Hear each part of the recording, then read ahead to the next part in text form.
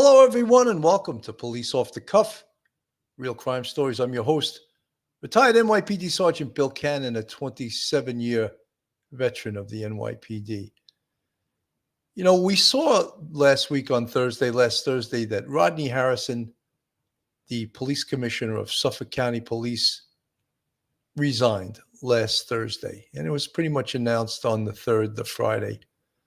However, he had a 2-year career at Suffolk County, which, of course, the highlight we all know is that they made an arrest in the Gilgo Beach, Long Island serial killer case, which was could be a highlight of anyone's law enforcement career. Absolutely amazing.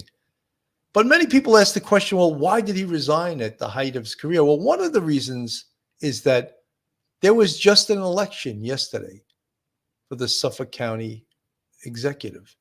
And a gentleman named Ed Romaine, a Republican, he won the race. He is the new county executive. And the old county executive, Balone, had term limited out. He did 12 years. He appointed Rodney Harrison. Now, could Rodney Harrison have stayed on if Ed Romaine wanted him to? Yes, but Commissioner Harrison didn't want to wait around to see if that was going to happen or not. So he resigned rather than have to tender his resignation to a new county executive who most likely will pick his own police commissioner. So why are we doing this show tonight? The topic of this show tonight is, well, Rodney Harrison took over a police department in Suffolk County who had a very different culture than the one he's leaving 2 years later. And we all know with this Gilgo case, there was many different ups and downs and hills and valleys and many mistakes, corruption. There was even accusations that the culture of the police department was one that they didn't care because these victims were escorts. I don't know if that's true. These are some of the allegations that were raised. So when Rodney Harrison got out there, and actually he was hired on December 31st, 2001. When he was hired to do that job, he came with fresh ideas, a fresh perspective from the NYPD, vim and vigor, ready to do whatever had to be done because his number one thing to do was to solve this Gilgo Beach case, which had been basically without major leads or without suspects for, at that time, 10 or 11 years. And if you go back even further for Karen Vergata, if you include that case, even longer. So that's what we're going to look into tonight. We're going to look into, is the culture going to go back to what it was? And what does that mean for the Gilgo Beach case, for the Long Island serial killer case, for the arrested perpetrator, Rex Uerman? What does that mean now to the task force? We're going to explore all of those potentialities. So, folks, hang on to your seat, hang on to your hat. You're about to join the Police Off the Cuff zone. And here we go.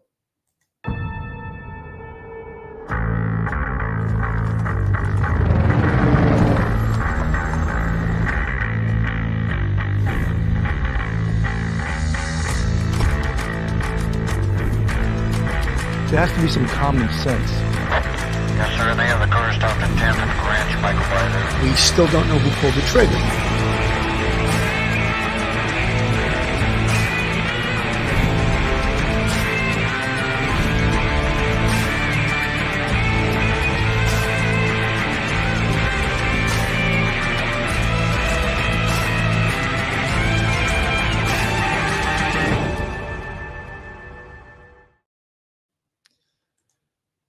According to the New York Times, the beginning of the story was strangely familiar, like the opening scene in the Shop 1 police procedural. A woman runs screaming down a street in Oak Beach, a secluded gated community on Long Island's South Shore, only to vanish, it seems, into thin air. It was almost dawn on May 1st, 2010. Hours earlier, Shannan Gilbert traveled from New Jersey to see a man who had hired her as an escort from a Craigslist ad. By the time the police arrived, she was gone. They talked to the neighbors, the John and her driver, and came up with nothing. A few days later, they ordered a flyover of the area and again saw no sign of her. Then they essentially threw up their hands. She went into the ocean, they decided, either hysterical or on drugs. So that's how this case began. And as it unfolded, again, many twists and turns. Joining me tonight to discuss this case is retired NYPD detective and straight out of Brooklyn, Phil Grimaldi. Welcome to the show tonight, Phil. Thank you for having me, Billy. And we also have with us tonight, straight out of the Bronx, that's what DA and little hyphen and Bronx, is Professor and retired NYPD Sergeant Michael Geary. Mike, welcome to the show tonight. Good to see you, Bill. Good to see you, Phil. Thank you for having me on. Hey, Mike, how are you? Good. You know, Phil, I'm going to address you first. Sure. What we all know, and we're all fans of Rodney Harrison. It's like he's a teammate that was on the NYPD, and we're all veterans and retired from the NYPD. And we also admire the work that he did out in the Suffolk County Police on this case. So my question to you is, he's resigned. He's no longer going to be the police commissioner there. A new county executive was just elected yesterday. Is the culture of the Suffolk Police Department going to go back to what it was, or did they learn a different way? Well, I'm a little bit concerned about the direction of the investigation at this point, because we know there was a period of time where this case really got kind of put on the back burner. A lot of investigation went on early on, and then, as you said in your open, it kind of got put on the back burner a little bit. However, once Rodney Harrison, who we know we're big proponents of his, we are, a little bit biased towards him because he came from the NYPD, but we know, and we worked for him, and we know what his abilities were. We know that he worked his way up from police officer, detective, right up the ranks, chief of department. And we were satisfied that with him being in charge of the case, perhaps there was something that could come out positive from the case. Lo and behold, he started a task force. First day that he was there, he went out to the location, and I don't think we could give him enough props in this. However, now he's resigned. What does that mean for the case? I'm concerned because there was a lot of investigation. Don't forget, Rex Human's only charged with 3 of the homicides. We believe he could be charged with the 4th, but there's still those other 8 or 9 victims out there that he hasn't been charged with. So I'm a little concerned that, I hope the investigation still goes with the same vigor that it was going, that got us to this point. And we know, Bill, when we do any type of a homicide investigation, once you make the arrest, it's not over. A lot of times it's just beginning, the investigative part of it. So there is a lot of work to be done. Let's hope and pray that whoever they appoint, the new executive in Suffolk County, whoever he appoints as police commissioner, is going to have the same leadership and the same skills that Commissioner Rodney Harrison had. Mike, I want to address you with this also. Do you fear that, again, I was very reluctant when we first started covering this case to criticize the Suffolk County Police Department at all. It's not in my DNA to bash another police department. However, as I took a deeper dive into this case, there was things you could not ignore. And perhaps some of the things that we weren't ignoring, and it's not immediately slapping us in the face, was the culture of that police department. Did they not try as hard? And I hate to believe this because the victims were escorts. Your thoughts? Billy, I agree. Early on, you hate to criticize police department or talk about the culture of a police department and actually even think that they would give short shrift to a homicide involving a lady. But the strange thing is, as we saw from you had shown video from years earlier when the Suffolk County Police Commissioner Dormer, when he was speaking at the recovery site of the bodies, and he didn't even want to admit publicly that there's a possibility that these 4 bodies all found in a row were the work of a serial killer. It shows a real reluctance and not the little eagerness to do this investigation. Finding out as they do figuring out who the missing ladies are and who the deceased are, and they find out that they were sex workers. Yeah, you got to consider that, and I think you're right, Billy. It's a possibility. We can't say absolutely, definitely yes, or we can't say definitely no, but there's a strong possibility that once these girls were identified as sex workers, and with all the other goings on during the from 2009 to 2000, say 20, that decade between the county executive, the district attorney's office, the police chief's office. There was no leadership, and yeah, if things fell apart, I hope it's not because of their being sex workers, but you gotta consider that possibility very strongly. And I agree, you got to look at it. Possible, yeah. Absolutely.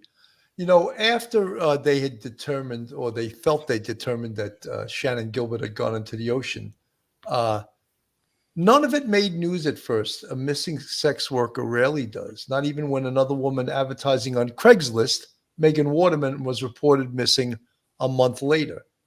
And then as spring, this is according to the New York Times again, as spring turned to summer, each of those missing persons cases grew cold. No one else was brought in for questioning, and no more searches were conducted. But by November, the bramble bordering the beaches on the South Shore was less thick, and so the police ordered a detective with a cadaver-sniffing dog as part of the dog's regular training exercises to explore the area near where Gilbert disappeared. Up and down the shoulder of Ocean Parkway, the main artery of the South Shore, on December 11th, the detective and the dog found something at Gilgo Beach, a skeleton bound in burlap.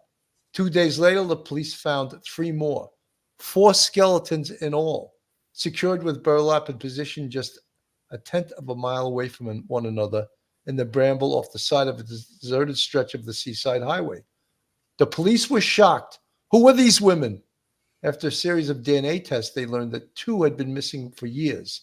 Maureen Brainerd Barnes, last heard from at Penn Station in 2007, and Melissa Bartolome, who vanished from the Bronx in 2009. Their families had begged the police to look for them. The third was Waterman, whom a lead investigator told the New York Times recently, they never imagined they would find there. The fourth, Amber Costello, disappeared in September 2010, a few months after Gilbert and Waterman. She was last seen darting out of her house in nearby Babylon, a short drive from Gilgo Beach, to meet a man in his car. All these women fit a certain profile. They were petite and in their 20s and came to New York to make money as escorts on Craigslist. So we as investigators know the commonality. There is, 4 women, and they were all escorts, and they all advertised on Craigslist. Phil, there's got to be a paper trail to that. There's got to be an electronic trail to that. Then why, if we're going to criticize the police, why wasn't that found out back then? Well, I think, as Mike just stated, the original police commissioner on this case, he didn't want to even, succumb to the fact that possibly we could be looking at a serial killer. We have 4 women that were killed at different times, and he's not certain that there could be a possibility of a serial killer. So I think they didn't want the bad press. Listen, a serial killer in your backyard, you're the police commissioner, it's going to be super amount of pressure on your department and on your back. So I think they were trying to shy away from that. Again, they talked about that. The brush was thick. When it died off, they sent the cadaver dogs in. I don't think they thought they were going to find 4 bodies. I don't think they thought they were going to find any bodies. However, once they found the 4 bodies, it put a big spotlight on it. There was a big press push in the media. However, again, we know that the corruption that existed, perhaps it was kind of put on the back burner. The FBI was asked to remove themselves from the investigation, that they didn't want the assistance of the FBI. So that's one of the critical mistakes that I think was made early on. I want to make a point here too, and Mike and Phil. It's easy to look at it now that we know the answers, to say, oh, this was so easy. And it was anything but easy. There was nothing easy about this case. However, it appears to the trained investigator and many untrained investigators that many things were overlooked. And when we talk about Amber Costello, and she had a boyfriend who claims that he called the police back then and said that a man fitting Rex Heuermann's description, he described him as an ogre driving a green Chevy Avalanche. He alleged that he reported that to the police. However, years later, that was never found in the case folder. And there lies some of the problems. Who was supervising this case? Who were the bosses on this case? Who were the lead detectives? Where was this paperwork? If this guy, Dave Schaller, who may have been a pimp, Amber Costello's pimp, he lived with her. I'm sure his recollection isn't as clear back then when he was using drugs and alcohol and abusing himself. Wasn't as clear as it is today now that he's sober and he has, 2020 recollection. But many things like the Chevy Avalanche, here we go right there. This actually was caught on Google Earth on a date. They pulled it up, parked on the side of his house. And apparently it could have been pulled up back then on Google Earth and it would have showed. So that makes us crazy. Mike? Yeah, Billy, as you're talking, I just did a quick review and I'm looking at the timeline, and I love looking at timelines. And in 2009, when the bodies were found, you had Richard Dormer as police commissioner. In December 2012, you had Burke come in. Then you had Sinney come in from the FBI. And then you've got Harrison, and he's the one who takes care of everything and closes everything up. But you have fairly rapid change of leadership. And, and there's a lot of problems with the FBI and one police commissioner, Burke. Maybe Sinney comes in as a reformer, wants the FBI in. That's great. But there's some paranoia, perhaps, if you read some of the New York Times article about some of the underlings also, some of the detectives involved, not only in this case, but also part of the detective bureau for Suffolk County. And you realize that you had inconsistent leadership. It wasn't all strong leadership. It wasn't all professional leadership.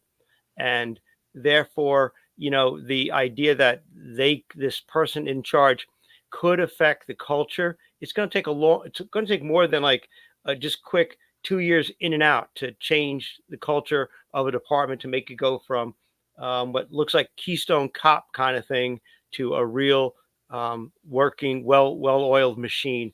And I think it's one of the problems is that you just never had that consistency of command, the quality of leadership, the quality of detectives, and their willingness to work with the FBI.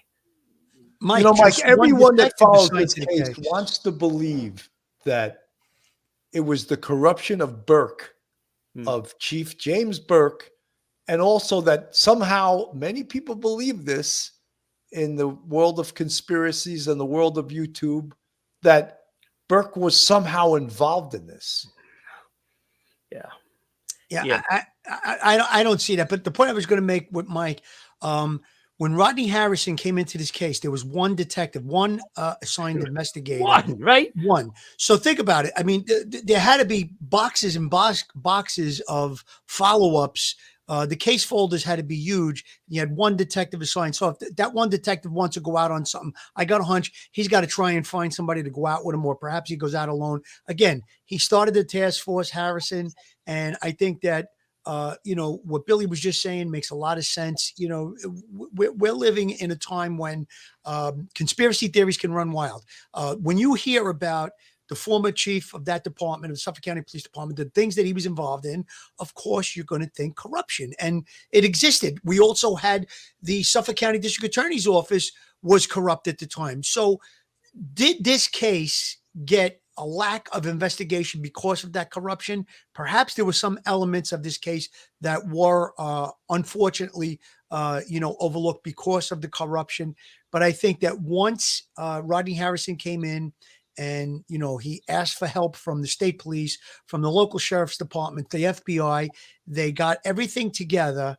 And they sat down and they started this task force and they went over everything. A lot of times when a case gets cold, so to speak, or it's old, you want to start from square one. You want to review things. You want to do re-interviews, want to look at things again. That's exactly how they found the Chevy Avalanche, which led to the whole case being solved, basically. And again, it was just a matter of the right leadership with the right experience at the right time, and things came together. That's right. Schmitty, thank you for the $5 super sticker. I hope the next person has as much zeal for this case as Commissioner Harrison's cannot fall flat.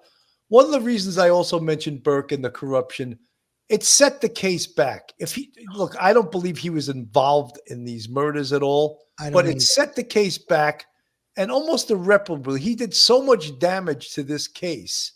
And one of the things, if you ever were an investigator, that leadership is one of the most important things. Detectives want someone to help them, to show them which way to go, the direction of the investigation. And when it's a rudderless ship and you start interviewing some of the bosses on the Suffolk County Police Department, and they look at you like, I didn't know that. I didn't know this. No one even heard of Dave Schaller, the guy who reported the sighting of that Chevy Avalanche and the fact that Rex Schumann had been to that house twice, the one night where they tried to rip him off. They did rip him off, and he took off. So where was that in the case folder? So when we talk about corruption, yeah, that's corruption too.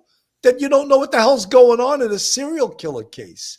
So nothing is being hidden here. And the one of the main things too, and this is where I have to trust Rodney Harrison. And many people think, and this is the catalyst of this case, this incident right here with Shannan Gilbert. Let's listen to a little bit of this. What's the matter? Are you okay? What are you going to do? What are you going to do to me? Please, stop. It's me, Mike. Brother, come on. No, stop it, please. That is the voice of Shannan Gilbert calling 911 on May 1st of 2010.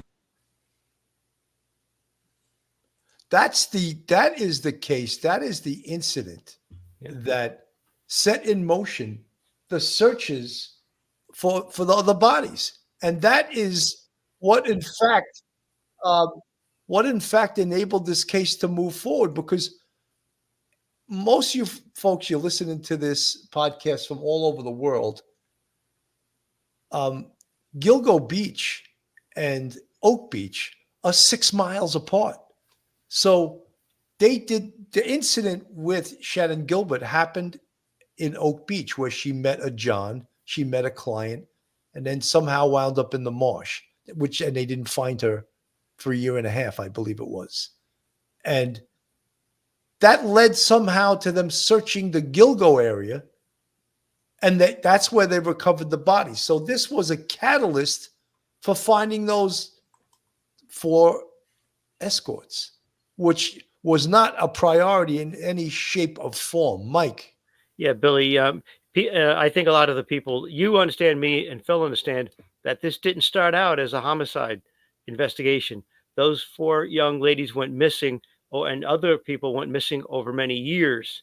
And missing persons cases, we know in retrospect that quite often they do end up, not a lot of them, but a good number of them, less than a majority, end up as homicides. But we do have a lot of, what they call kidnapping cases, parents kidnapping kids from each other during divorce proceedings, child custody proceedings, and things like that. And people disappearing for a while and coming back and talking to their families. In these cases, these girls had very strained relations with some of their family, and the family might not have heard from them for weeks or months at a time anyway, in the best of times.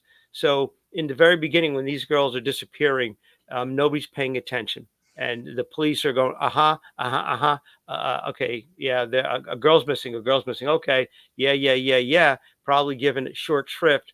Then you find the 4 bodies, then there's the police commissioner not even wanting to even suggest that, yeah, we have a serial killer here, because there's actually, commissioner, turn around, look at the graves, there's 4 bodies in a row, and tell me that you don't see a serial killer on the loose And Mike, some of the other evidence, the forensic evidence, the burlap bags, for example, if that wasn't a sign of something unusual Right. wrapped around the bodies, evidentiary-wise, Right. then what was? And again, right now we know what happened, so it's easy for us to say, Right. "Oh, burlap bags," Yes, but one of the things I just wanted to make a point of, because so many people don't believe that Shannan Gilbert was an accident, that it was anything but a murder.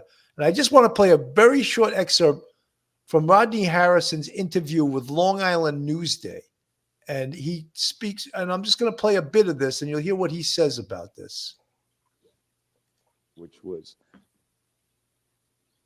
to identify Rex Sherman and bring him into custody. Well, I'm going to double back on Shannan Gilbert for a while. Is there anything in the investigation that changes the notion that her death was accidental, or that she was not a part of this mass murders out there? It's a horrible accident. Yeah. You hear that? I just wanted to play that because, look, we all have great, including our audience, great respect for Rodney Harrison. We don't believe he's covering anything up. And out of his mouth, he said that Shannan Gilbert was a horrible accident. So I want to say that to our audience, everyone that hears those tapes insists that she was murdered. This was a murder. They've had so much time to reinvestigate that, re-interview the people, including many people who had no axe to grind with it, weren't involved in it at all. Phil. Bottom line is this. You're going to leave a diagnosis of a medical condition. If it's orthopedic, you're going to leave it to an orthopedist. If it's something to do with another part of your body, let's say your heart, you're going to leave it to a cardiologist. We're investigators. We're detectives. We're experienced. Rodney Harrison is also an experienced investigator. So based on the facts that are presented, that's the conclusion that they come to. I concur. I'm sure you do, Bill, and I'm sure you do, Mike. Everything points in that direction. And I've said this before when we covered this. What possible reason would there be when you have a serial killer, you're tying at least 3 to 4 of the murders to Rex Sherman? You have these other 8 or 9 victims that could be attached to this case. What possible reason would there be to cover up and say, no, Shannan Gilbert wasn't murdered, it was an accident? There is none. There is none. Everything that was presented, and if you listen to and dissect that 911 call, and you look at all the other facts and the interviews of the people involved, which they were all interviewed, there's no other conclusion than you can come to other than the fact that she may have died by a horrible accident, perhaps intoxicated, perhaps on some type of a narcotic, maybe delusional. When you listen to her voice in those 911 tapes, she is not someone that sounds rational. She sounds the opposite. She sounds irrational. So when you take all of the components, you put it together, this is the conclusion that you come to. And I think that you have to leave it to the experts, the investigators in this case, to come to that conclusion. Why would they hold this back? Why would they pick Shannan Gilbert to say, no, she's a murder victim, but we're going to say it was an accident? It's just not right. Tonight, we take a listen to the 911. We need Let me just play. to get. Where are you, ma'am? I don't know. You're driving right now? No, I'm inside the house. I'm sorry? I'm inside the house. What house? I don't know. Can you trace where I am? I'm sorry? Can you trace where I am? No, I can't. What's your callback number you're calling from? Huh? What phone number are you calling from? What is after me? Please. Are you in Suffolk County or Nassau County? I'm in Long Island. Where on Long Island are you? No. No.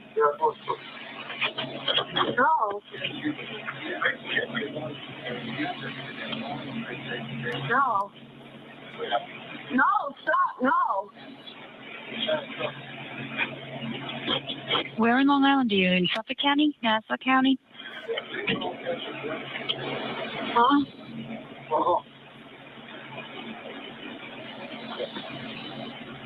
Why?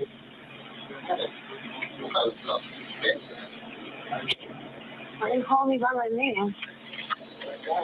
Why? Kenny, you on the line? Stop. Please. Stop. I'm not going to play this whole thing. I just wanted to give a little background on it because I understand why people are listening to this. And let me just go over quickly the autopsy. The Suffolk County medical examiner said that her cause of death was inconclusive. He didn't find a broken hyoid bone. And a hyoid bone is down in the lower portion of your neck. And it's usually a sign, it can be, not usually, it can be a sign of asphyxia, death by asphyxia. However, the body had been out there for a long, long time. So there are other explanations. I'm not going to go into it because people that want to believe that it was a murder are going to believe it no matter what I say. Dr. Michael Baden, who was once the New York City chief medical examiner, concluded with the Suffolk County medical examiner that, yes, the cause of death was inconclusive, but because what he thought he saw as a broken or cracked hyoid bone, he ruled, even though it's inconclusive, I'm going to say it's a homicide because I see a cracked hyoid bone. Phil.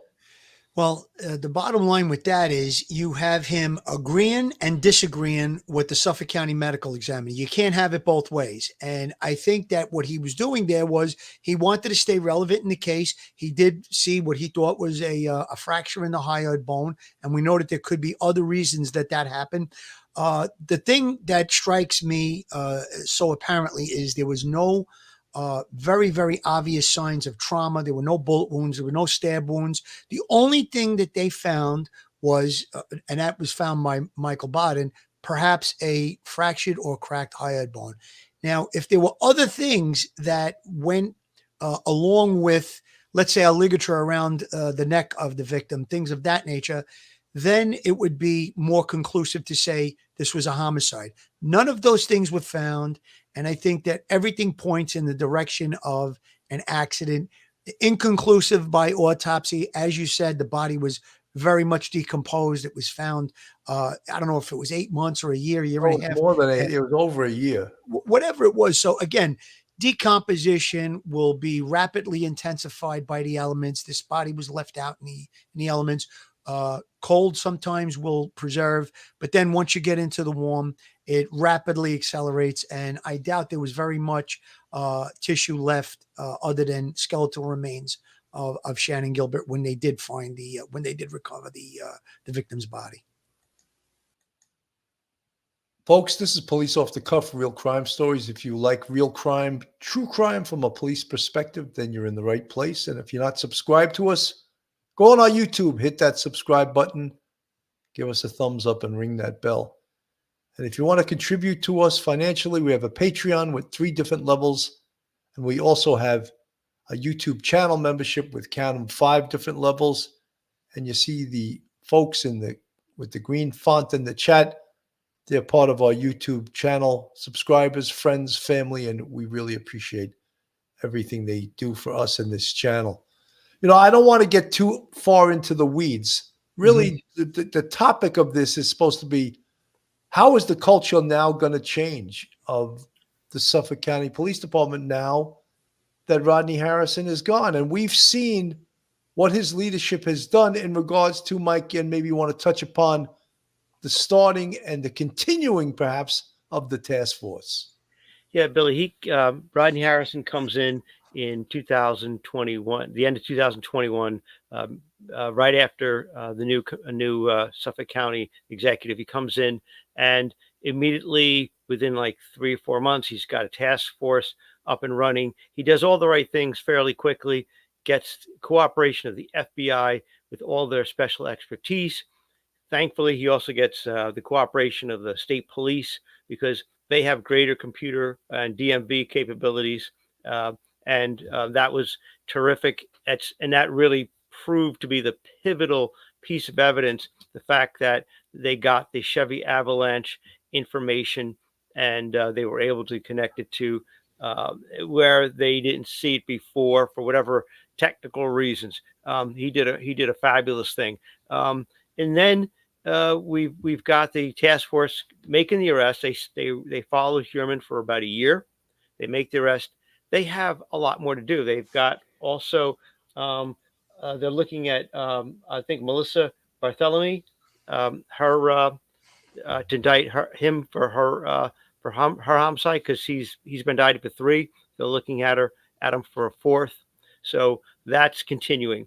They've got to follow up on all the Johnny Ray information that they got. Wait, Mike, we're going to get to that. I'm Yeah. going to get to that very soon. I'm sure we are. You got to do that. So there's a lot of work to do. And remember, this case might not come to trial for 6 months or a year.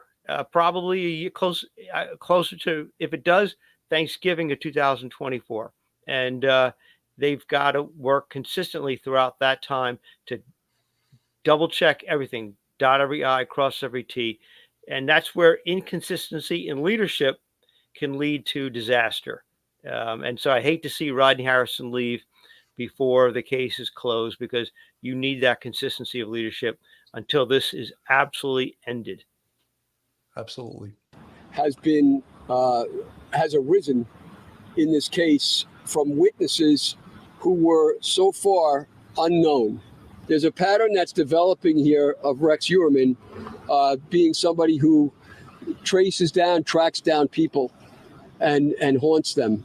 New details are released in the so-called Gilgo Beach murders case of Rex Huerman, the man investigators say is responsible for a string of murders that plagued Long Island for years. We're now learning more about 2 potential victims in the case and Huerman's relationship with his wife. Rex Huerman, I'm an architect. I'm an architectural consultant. I'm a troubleshooter, born and raised on Long Island. After years without answers, Long Island native Rex Huerman was arrested in July of this year. He now faces 3 murder charges, and investigators say more charges could be on the way. Rex Huerman is a demon that walks among us, a predator that ruined families. Huerman was taken into custody this summer when investigators announced his connection to the notorious Gilgo Beach murders, a series of unsolved cases that date back to the 2010s. I'm standing here with my law enforcement partners in the Gilgo Task Force to announce the indictment of defendant Rex Andrew Huerman, 59 years of age. Huerman is now charged in the murders of Melissa Barthelemy, Megan Waterman, and Amber Costello, who were working as escorts at the time of their murders. He's also the prime suspect in the murder of another escort, Maureen Brainerd Barnes. The remains of these victims were recovered in 2010 as investigators searched for missing woman Shannan Gilbert. Her remains would later be discovered in 2011. Also an escort, Gilbert went missing when she traveled to Long Island to meet up with a client. In a frantic 911 call, Gilbert can be heard telling dispatch someone is after her. What phone number are you calling from? Somebody's after me. Please. Are you in Suffolk County or Nassau County? I'm in Long Island. Where on Long Island are you? No. Years after the Gilgo remains were recovered, Huerman was arrested thanks to DNA evidence. Once we were able to get some DNA evidence, which we were able to get off the pizza crust, and the box, pretty much solidified that we actually had the right person. According to court documents, investigators recovered a pizza box Huerman threw away in January 2023. The Suffolk County Crime Lab analyzed a piece of leftover crust, connecting it to Huerman. Investigators also found hairs, likely belonging to both Huerman and his wife, on the bones of multiple victims. Officials also confirm his wife was out of the tri-state area when multiple murders were committed.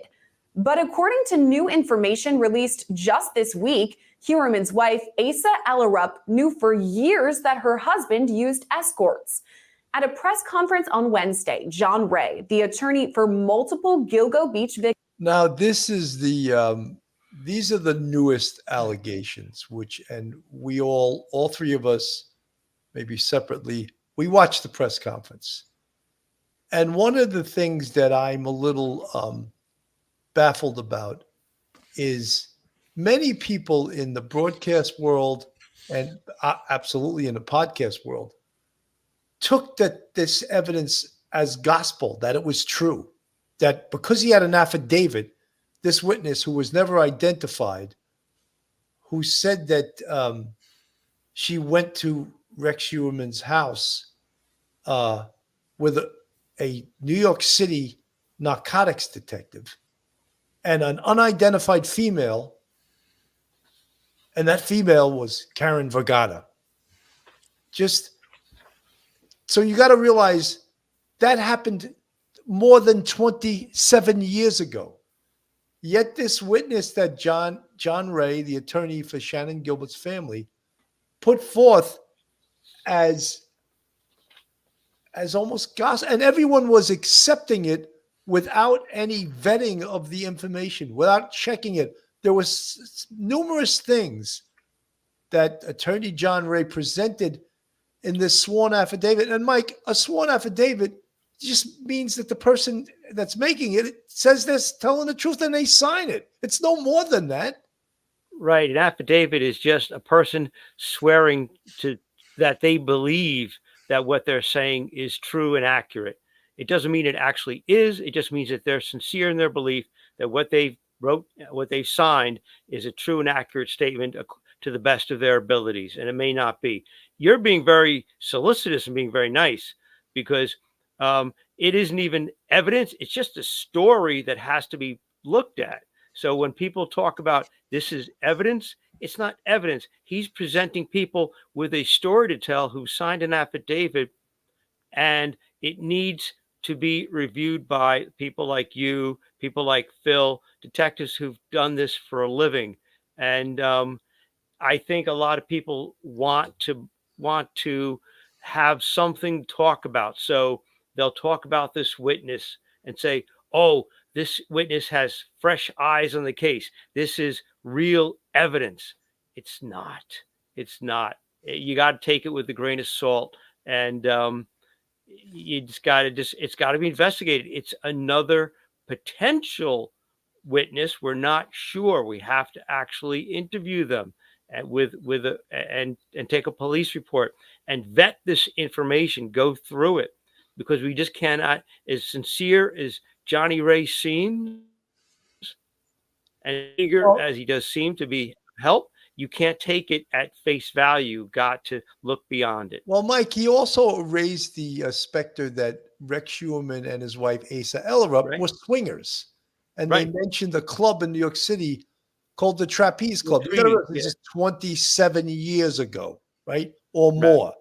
The Trapeze Club no longer exists. The Trapeze Club was close to Rex Heuermann's office in Manhattan, and allegedly, according to this witness, he put up a sign in the Trapeze Club, swingers wanted to come. You know, I mean, look,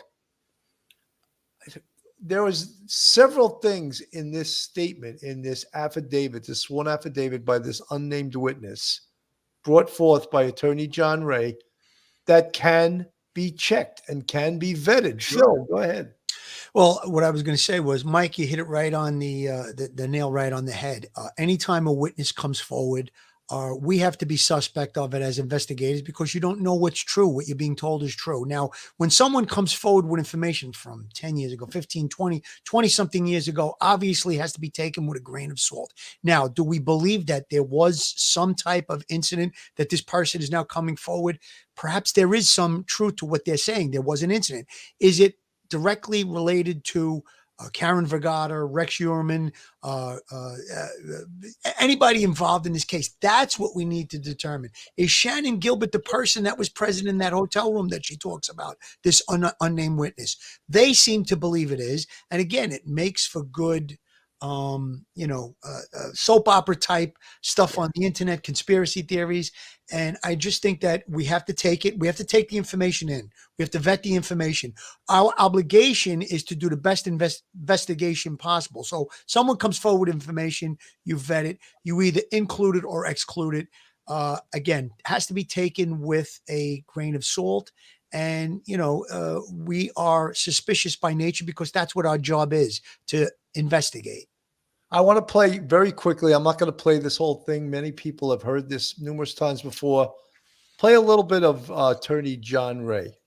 Victims shed new light on the case after revealing new information from multiple witnesses.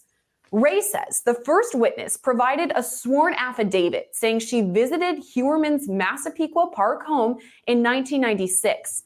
Ray didn't reveal the woman's identity, but did confirm she was a swinger who had sex with Hewerman. According to Ray, the witness traveled from New York City to Long Island with her boyfriend sometime in 1996. Along the way, they picked up a sex worker who was, quote, disheveled and hungry. Ray believes this sex worker was Karen Vergata. You know, I just want to mention something also. In identification procedure, a legal identification, attorneys attack this all the time. How did you identify this? Oh, I saw the person on television or the picture of the person on television. And then the next question, of course, will be, well, how did you connect that person that you saw on television with the person you saw 27 years ago? That type of identification is totally unreliable because what the police are required to do in an identification is to do something called a photo array or a photo lineup, which means the subject and 5 other fillers that have similar physical features to the subject. And that is a legal identification. To just say you saw someone on TV and that reminded you of the girl you saw 27 years ago, oh, that was Karen Vergata. I find that very difficult to believe. Go ahead, Mike. You look like you're ready to say No. something. No, it's very suggestive because any defense attorney or even any prosecutor who's going to try to judge the strength of that identification is going to know that you take a look at this girl's picture, Miss Vergata's picture from when she was a little kid, and then this person is telling you, and that's probably from the 1980s, and here we are in 1996. Somewhere around Valentine's Day of 1996.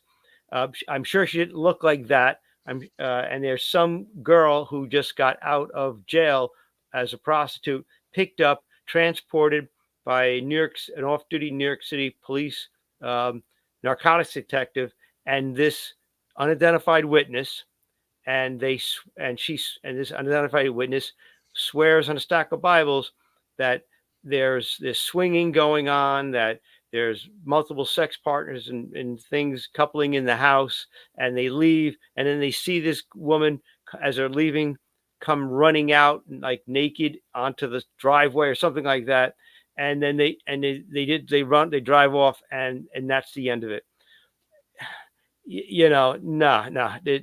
Any attorney on either side judging the strength of this ID is going to say, no. I can't put this in court. It's not. It doesn't even have the reliability factor. It's not accurate. It's not reliable.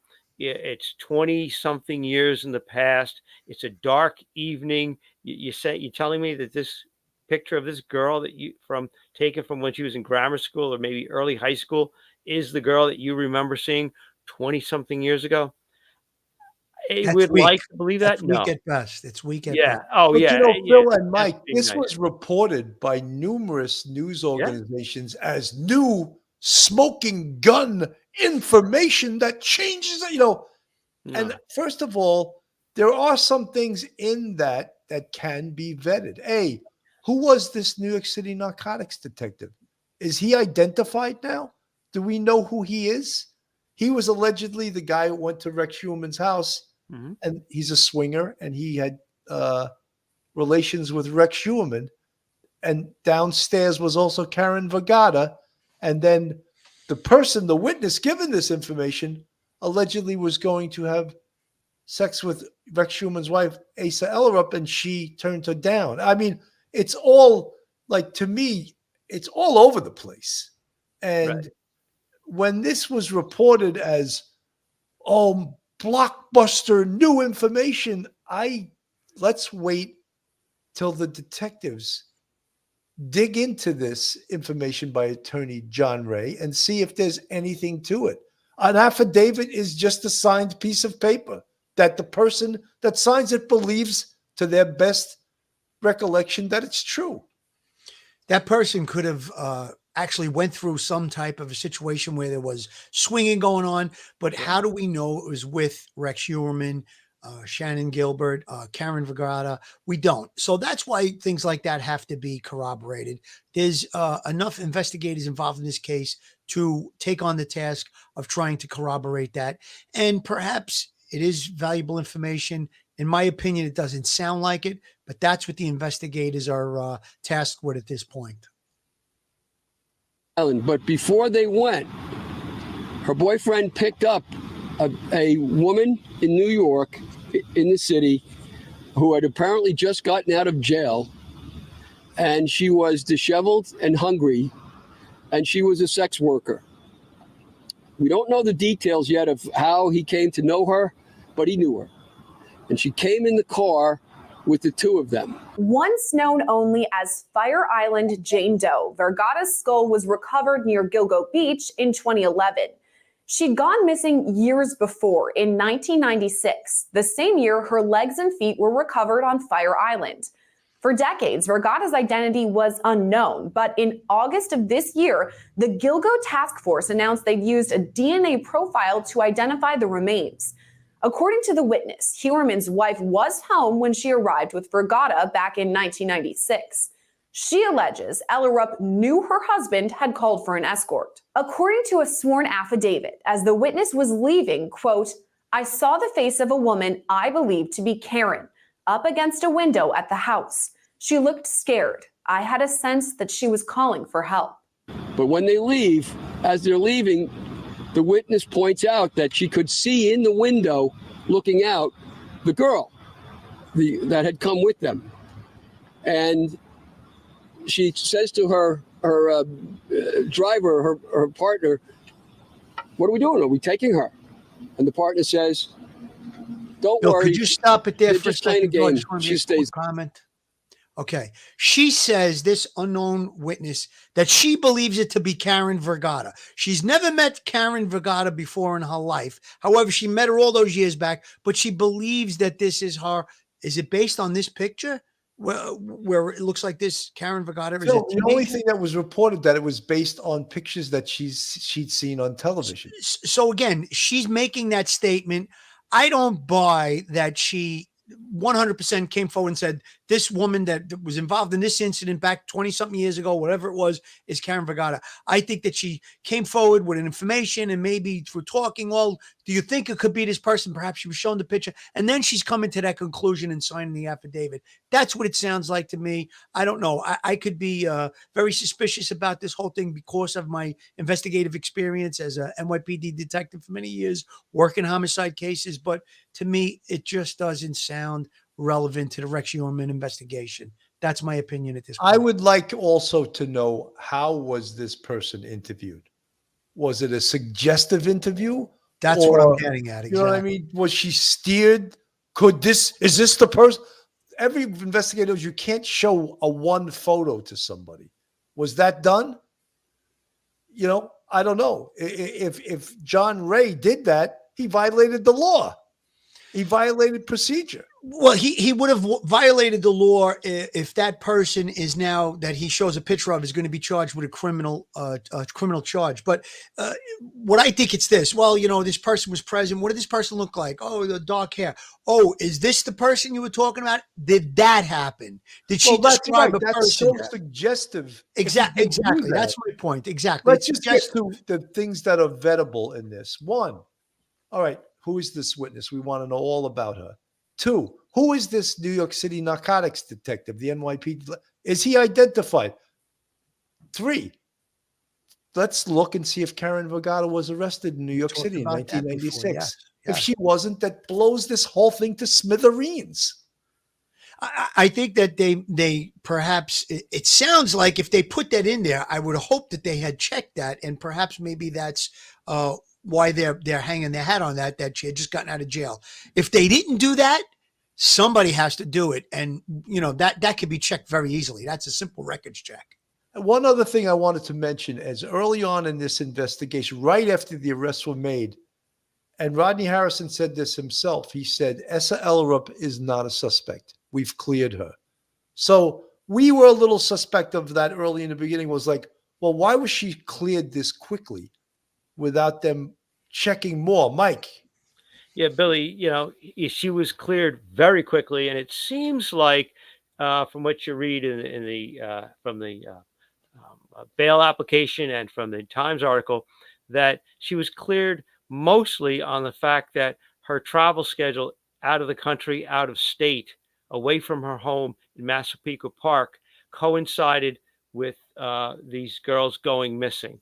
And so therefore she could not possibly have been in Long Island at the home at the time that they went missing. So therefore her passport or whatever credit card documents, whatever they got used, they seem to have cleared her for those three poor young ladies.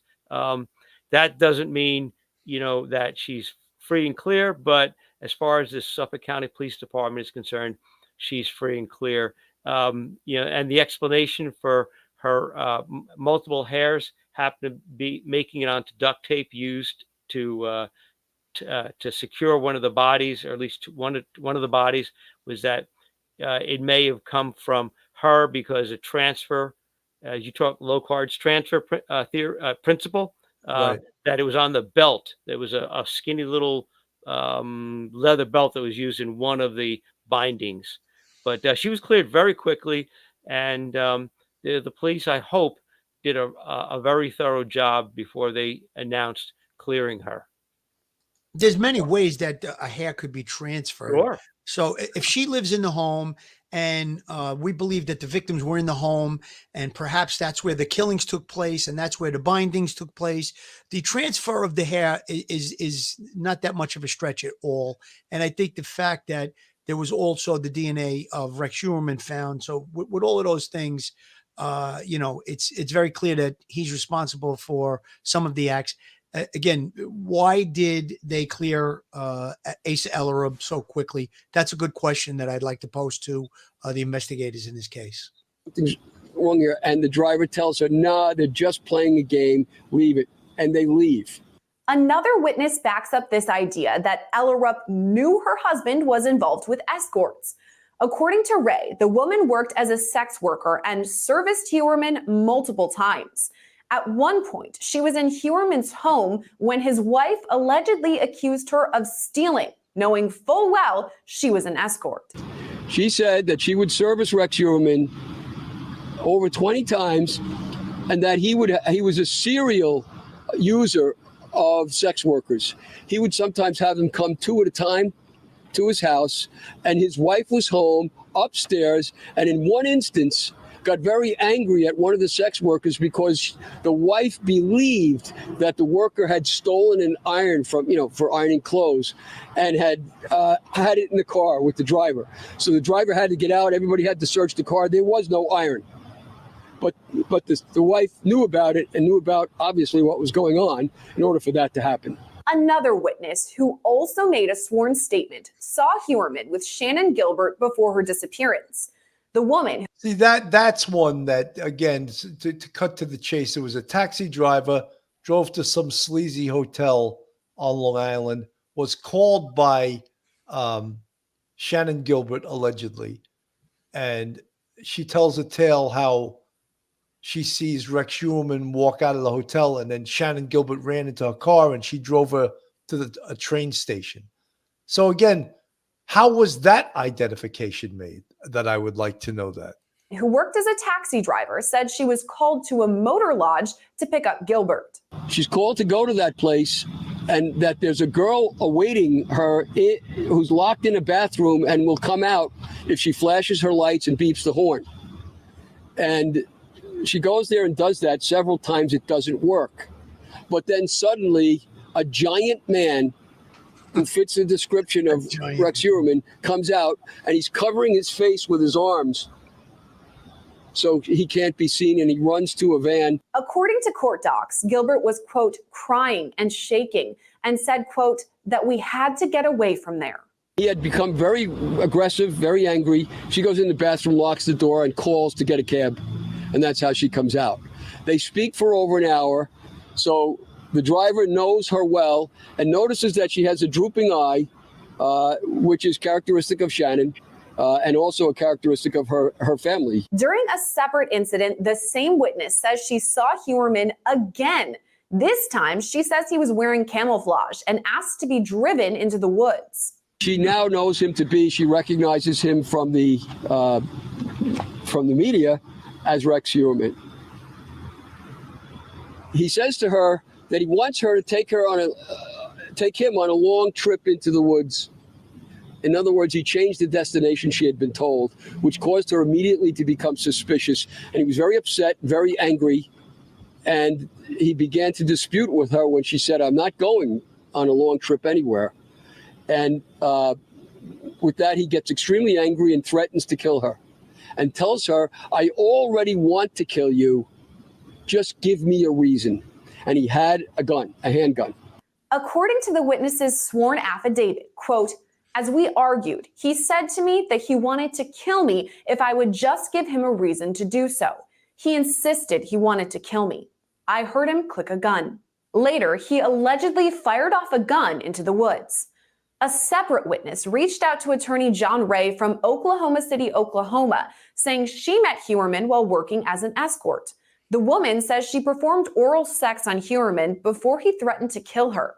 Ray says this behavior identifies Huerman as a, quote, "guy who likes to play sporting games, chasing and haunting his victims." And he drives her into a park in Flushing, where he makes her keep her head down at all times, commit oral sex, and then he has a pistol in his hand and tells her, "Get out of the car or I'm going to kill you. And don't do anything except what I tell you to do or I'm going to kill you." Ray says the new information came to light through witnesses who are willing to come forward. He says his door remains open for more information. I have stood as a beacon to... All right, I don't want to hear him talking about how he was a beacon. But someone just asked in the chat, well, why did Rodney Harrison stand at his side during this? And apparently, Rodney Harrison, quite smartly, I believe, he entertained attorney John Ray. And the side sort of investigation that John Ray was conducting, so as to sort of close the door on this information. Was this good information? Is this bad information? If it wasn't entertained, then down the road, John Ray could be used as a witness for the defense. But this way, if he entertains it, and they could slam the door on it and say, "No, we checked it, and it's not true," or we checked it and it checks out. It is true, right? You know, Billy, the topic of the show tonight is the investigative culture going to change? By Rodney Harrison embracing Johnny Ray and listening to what he has to say and going to the press conference, the culture did change. It changed for the better. So now, if with him gone, I'm going to use a nautical analogy. The ship was rudderless. It was just, the case was going nowhere. Rodney Harris got involved. He took control of the ship. He was steering the ship. Now, he's not going to be steering that ship anymore. He's out. Someone else is going to be steering the ship. However, now they're going to have the FBI and everybody else, the Suffolk County District Attorney's Office, the media looking over their shoulder. Do I think that is going to be enough to steer the ship correctly with the rest of this investigation? I do. I was concerned about it and thinking about it. I think that it will probably be held in the highest regard of investigations. And I think there's going to be a lot of checks and balances. Like I said, there's going to be a lot of people looking over the shoulder of whoever is at the helm, whoever's steering the ship. So with that said, I think that we're going to be okay. Mike Brown looks like a very good attorney. This is going to be a long time before this case goes to trial. Maybe there's going to be further charges on Rex Huerman.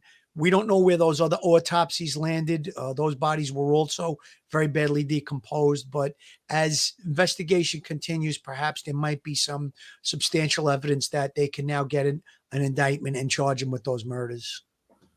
Mike, does the information put forth by Attorney John Ray, does this change this investigation at all?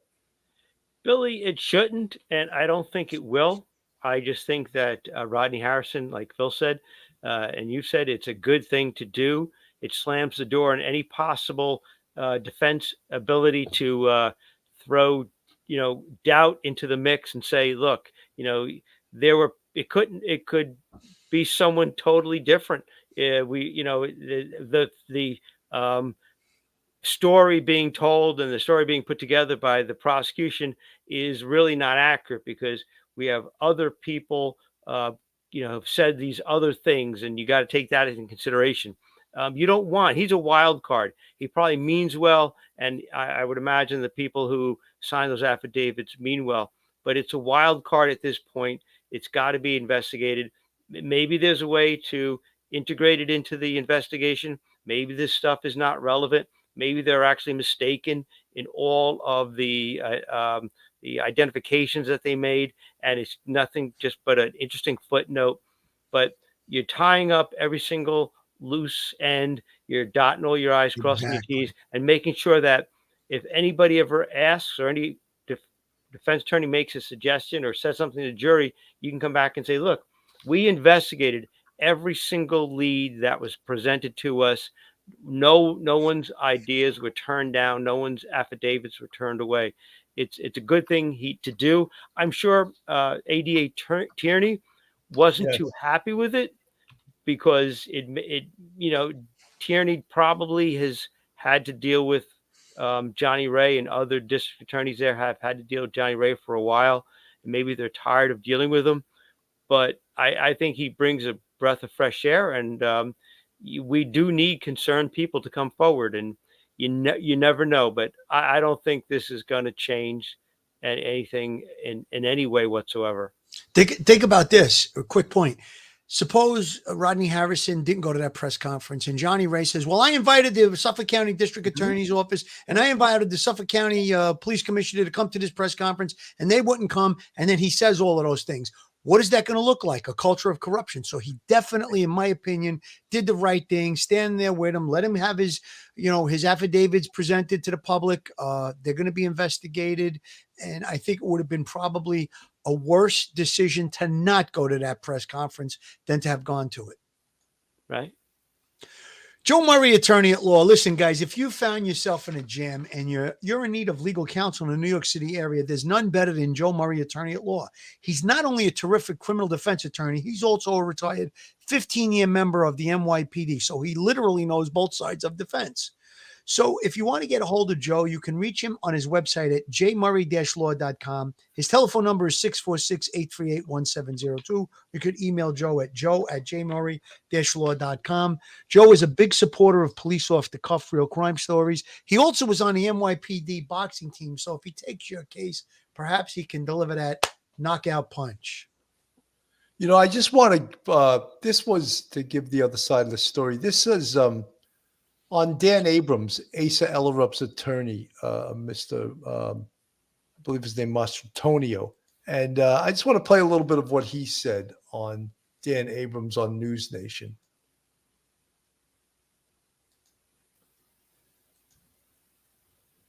Day in and day out, we watched today's press conference not knowing what was going to be reported. Folks, this is a quote from Suffolk County District Attorney Ray Tierney, and then we'll get to Asa Ellerup's attorney. We will continue to investigate this case through the grand jury process and not through press conferences. The victim's family's attorney also revealed evidence that he says connects Huerman to two more women who were found dead on Long Island, Shannan Gilbert and Karen Brigada. Brigada may have allegedly been in Huerman's house with his wife. In the house was the wife of Rex Huerman and Rex Huerman and the other girl. The other girl who we believe to be Karen Brigada. Huerman has been charged with 3 counts of first-degree murder, 3 counts of second-degree murder, and the deaths of Melissa Barthelme, Megan Waterman, Amberlynn Costello, after DNA evidence tied him to the killing. He's also the prime suspect in another case. Now, joining me now is Robert Macedonio, attorney representing Macedonio. I apologize. I actually practiced it before I started too. Who joins us now? I appreciate it. All right, you've got a lot to respond to here. Let me just let you respond and to what we just heard. Dan, I think the DA's statement says it all. It's hard to take anyone serious wearing a purple hat at a press conference. You know, Johnny Ray has tried to keep himself relevant in this case since the arrest of Rex Heuermann. It's been stated several times, not only by the police commissioner who stood by him, by the DA's office, that Shannan Gilbert, who's Johnny's client, is not related to any of the other Gilgo victims.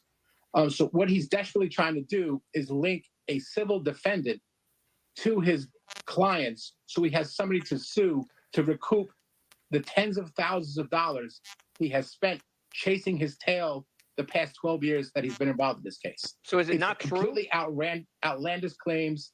I categorically deny him on behalf of Officer Ellerup. It's just ridiculous. So again, yeah, just to follow up on that, not Mike, is an attorney allowed to deny something on behalf of his client? Is that allowed? Oh, I mean, you know, you do it. You know, he's. We don't know how many times he has talked to Asa Ellerup, but he's doing the best he can quickly to say, yeah, she denies each and everything. We don't even know if he actually called her up to ask her about it. Maybe he did. I would hope he did before he made a statement on her behalf. Yeah, no, I mean, it's sort of strange. Like, I denied that on her behalf. Yeah. But has he ever asked her if she, any of Yeah. this stuff could be true? I don't know. We don't. It's hard to tell. He's just taking a lot of liberties there. It's the world of attorneys. not true that she knew about the sex workers. It's not true. Look, taking an iron. You're going to fight with someone taking an iron. You go back, the allegations go back several years ago. The children are 34 and 26 now. So they were what? Teens, if not younger. The house is very small. Everybody's seen the house. So the allegation is small children are upstairs in the house while Rex has sex workers downstairs in the house. It makes no logical sense. It's a nice middle-class neighborhood. The houses are all very close together. Any of this would have been witnessed by any of the neighbors. It's just, it makes no relevant sense. Like I said, you go back to the purple hat. He looks like he's more trying out for a part in the Willy Wonka movie than he is representing any victims. I just happen to love that line. It's pretty damn funny. If the shoe fits, you got to wear it. Yeah, I mean, look, I pulled back on my own my own disparaging remarks I've made about John Ray, and I've given him the benefit of the doubt. But I think these statements and these affidavits were very, very loose. Very, very loose. And he claims that witness number one, he interviewed her for 9 hours. And in the world of interviewing for someone 9 hours is not that much time when they're going to put forth a statement such as the one that she did. To get to the truth, Phil, and you took hundreds of statements, it could take even more than 9 hours, and to dig through that and then to vet it. So I'm not impressed that he spent 9 hours with her, on 3 different occasions. So it was 3 here, 3 there, 3, 3, and 3. I went to school once. 3 times 3 is 9, right? So that is what he's saying. So are you convinced that what she was saying, again, it's an affidavit, she believes it's true, but is anyone else that's hearing it and understanding that it was a statement taken from something she saw 27 years ago? You know, Bill, when somebody comes forward with a story, my investigative technique was let them talk. Let them tell you every detail of the story from beginning to end. Let them tell it to you a second time and perhaps even a third time. Then I'm going to start asking questions about it. Now, we don't know that that's how this particular interview was done. As an attorney, he should have did it that way. You're taking a person's information. You don't want to put words in their mouth. You don't want to make them draw conclusions based on questions that you're asking. And a lot of times I would correct when I would ask a question and they would say, well, you said it was black. No, I didn't ask you about the black car. you told me it was a black car. Now, is that correct? And you have to make sure that everything that they're telling you is the best of their knowledge and their recollection. Things like that is how you conduct an interview of something, that's so important like this case. We don't know how it was done. Again, it could have been very suggestive, like you said. And again, Bill, I have to agree with you. 9 hours doesn't seem like a very long time. 3 hours here, 3 hours there. It could really been a long time when you're talking about a lot of detail here. There's a lot of detail in those affidavits. That press conference was actually quite confusing. You really needed a scorecard to try and stay on top of who was doing what, except for the names of Rex Uerman, Shannan Gilbert, and Karen Vergata. Those names were very clear. They didn't seem to make any mistakes with that, but it was very confusing, the rest of the press conference. No, it was 100% confusing. And when I tried to make sense out of it, I had to listen to it several times over because he refers to people by different names. He referred to the detective as the driver's partner at a couple of points. And how did they become partner? And then he referred to Karen Vergata as the female in the car. So he probably should have just read the affidavits in a synopsis type form, Bill? That's what I'm thinking. That would have probably been a lot easier to understand than the way he presented it, which was extremely, extremely confusing. But what I'm amazed at, maybe I shouldn't use that word amazed because it's like saying shocking. Nothing is amazing and nothing's shocking, right? Is that so many put it out there as the gospel truth. Yeah. New, exploding information, just amazing evidence, brand new, wait a minute. It hasn't been vetted. It hasn't been investigated. How could you put it out there as the truth right now? Because it's an affidavit does not make it true. Billy, it's clicks. It's all about clicks. They want the clicks. If they say it's new, breaking, breathtaking, blows the lid off the case, could change the entire direction of the investigation, that's how you're going to get the clicks, and that's what they want to do. We've only got Johnny Ray's word and this person's signed affidavit. We don't have any police actually have interviewed these people yet. We don't have a transcript of any interviews done. Was there a witness? Was it videotaped? Was there audio tape? We don't have anything like that whatsoever.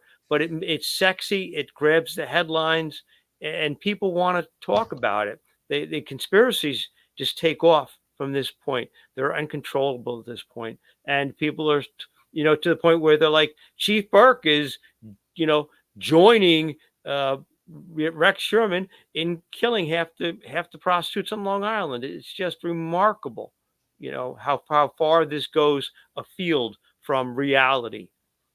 But something, Mike, the whole gist of this show is the culture. And because of what the culture was out there, it lent itself to this aura of unprofessionalism.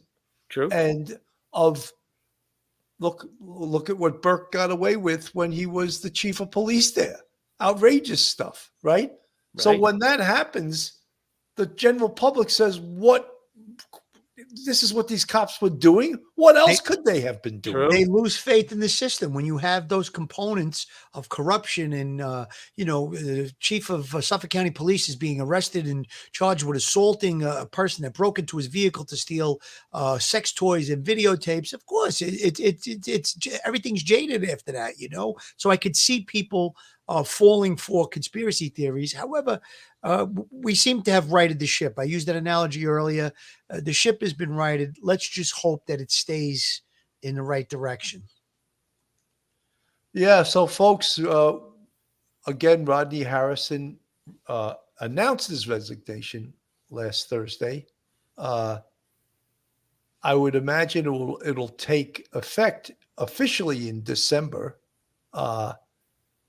And the new county executive, who happens to be Ed Romaine, a Republican, will appoint his own guy, his own person whoever he chooses to be police commissioner. And he was a politician out in Suffolk County for a long time.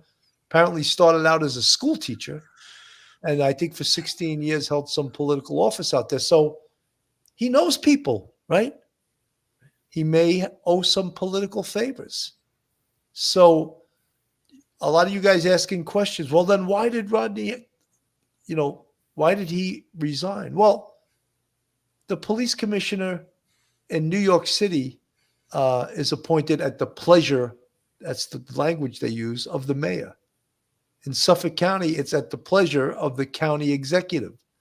So Rodney Harrison did not want to wait around and to see if he was this new guy's guy. So and I'm not going to try to put words in his mouth because I don't know what he's thinking upstairs, but maybe he just felt it was time to go. He accomplished a great deal. He changed the culture of the Suffolk County Police. Sure did. And a case that was thought to be almost unsolvable is now solved. Still a long way from all the work being done. There's still lots of work to be done. But Rodney Harrison can leave and feel that he did a great job. Guys, Mike, I'm going to go to you first. Your final words.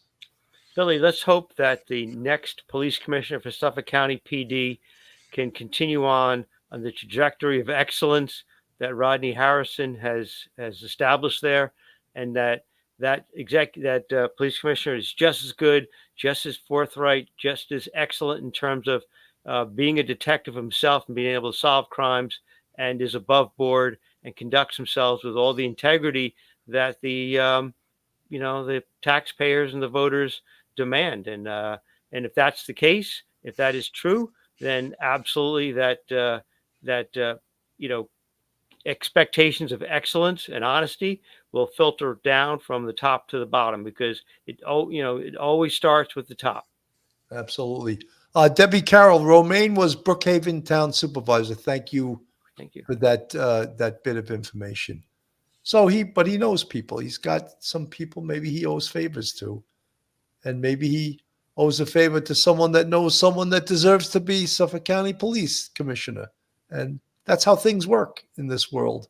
Phil, your final words. Listen, politics of this nature, you're going to run for office. You make promises to people that are going to support you, perhaps financially, whatever it is. And they may say, well, you got to take this guy as to be the police commissioner. He's qualified. So again, promises are made beforehand. Rodney Harrison realizes that. He knows that once the new county executive, Ed Romaine, is in, he's not going to be in the position of police commissioner. You always bring your own people in.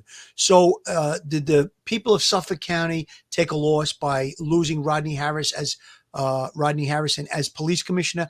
100% they did. However, let's just hope and pray that the person that takes his place does have the ability to continue on as police commissioner in Suffolk County and deliver justice for the people of Suffolk County and all of Long Island, and specifically the victims in this case. They need the justice. The investigation is far from over. Like I said earlier, we could be seeing at least a fourth charge and perhaps maybe several other. Those are the victims right there. Maureen Brainerd Barnes, that's the victim who hasn't been charged. Uhrman hasn't been charged. Melissa Bartholomew, Amber Lynn Costello, and Megan Waterman. Those are who Suffolk County Police Commissioner, Suffolk County District Attorney's Office, that's who they're working for to get justice for those people. Very, very well done, Phil. Very well said. Folks, someone asked in the chat, why did these witnesses go to Johnny Ray? And I think he said that in the press conferences, that some of these witnesses didn't trust the police. So they go to an attorney. And that's that in itself. I'm not going to spend much time on that, but that's why they went to him and not to the police. Ladies and gentlemen, thank you so much for listening tonight. On behalf of myself, Bill Cannon, Professor Mike Geary, and retired NYPD Detective Phil Grimaldi, thank you so much for listening, and we'll see you next time. Have a great night. Stay safe, everyone. One episode just ain't enough.